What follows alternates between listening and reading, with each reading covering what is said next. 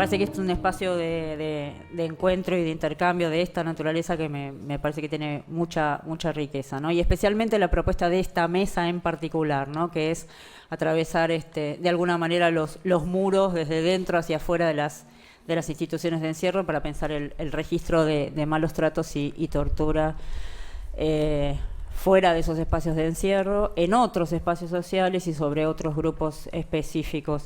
Cuando nos invitaron, una de las cosas que nos dijeron, además de amenazarnos si nos pasábamos con el tiempo, era que les interesaba que pusiéramos más énfasis en los aprendizajes y recomendaciones que en el relato de experiencias.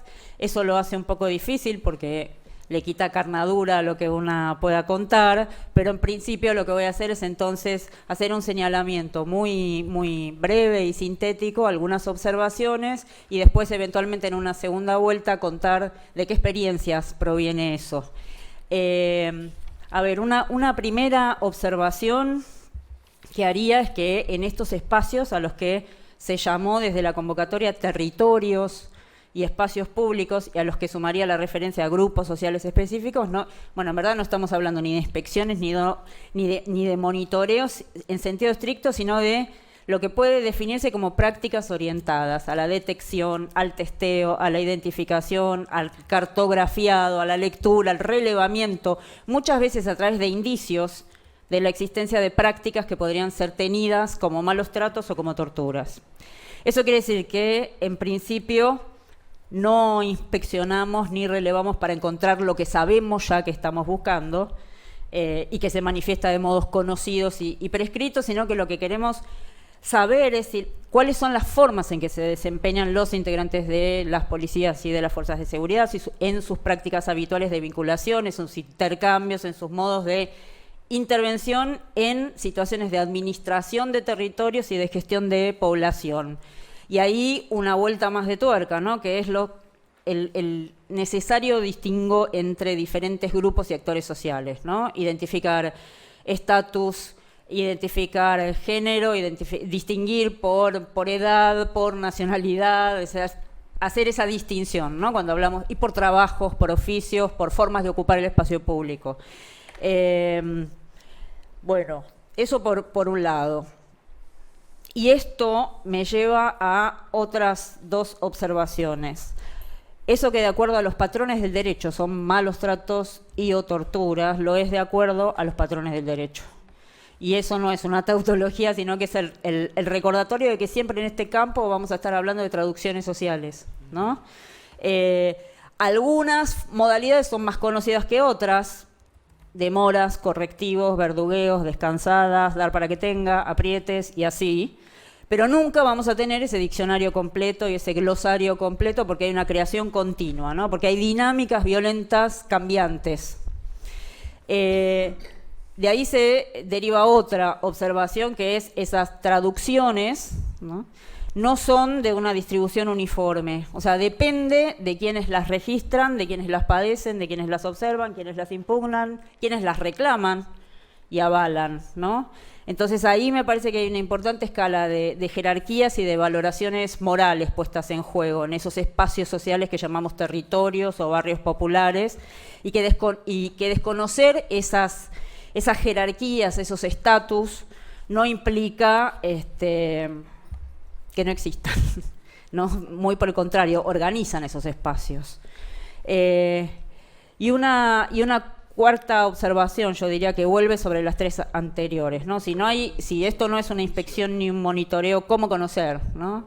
Y me acordaba de una expresión muy frecuente, que tradicionalmente las fiscalías dicen que las policías son sus ojos en la calle, ¿no? Entonces me pregunto quiénes son los ojos en la sociedad para el comité, por ejemplo. Es decir, cómo en verdad hay un trabajo de detección y de registro que supone traducción, que hay sucesos que no se distribuyen de manera uniforme en materia de violencia, sino de manera desigual y diferenciada. Entonces las preguntas que se presentan son con quiénes conocer y cómo conocer, ¿no? No todas las prácticas violentas ejercidas por las policías y por los integrantes de las fuerzas de seguridad son leídas desde el momento cero como prácticas de violencia policial. ni todos los afectados son tenidos inicialmente desde el momento cero como víctimas, ¿no? Ni todos los malos tratos y esas conductas que puedan ser consideradas jurídicamente como torturas van a ser leídas por todos en esos términos, ni siquiera por los que las padecen, ¿no?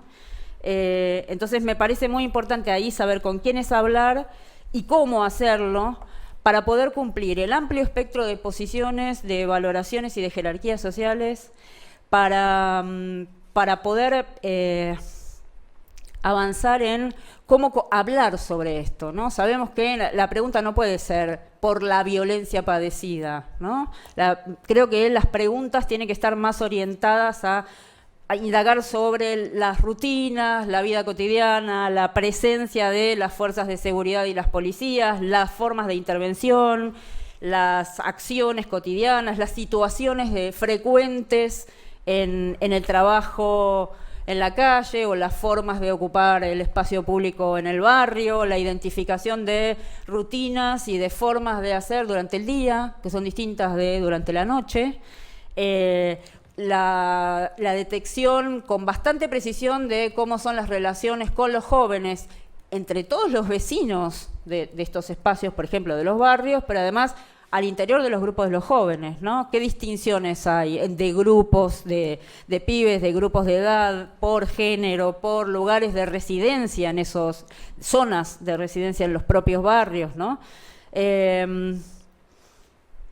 Avanzar entonces sobre las distinciones en la vida cotidiana, ese registro, bueno, ¿quién tiene eso?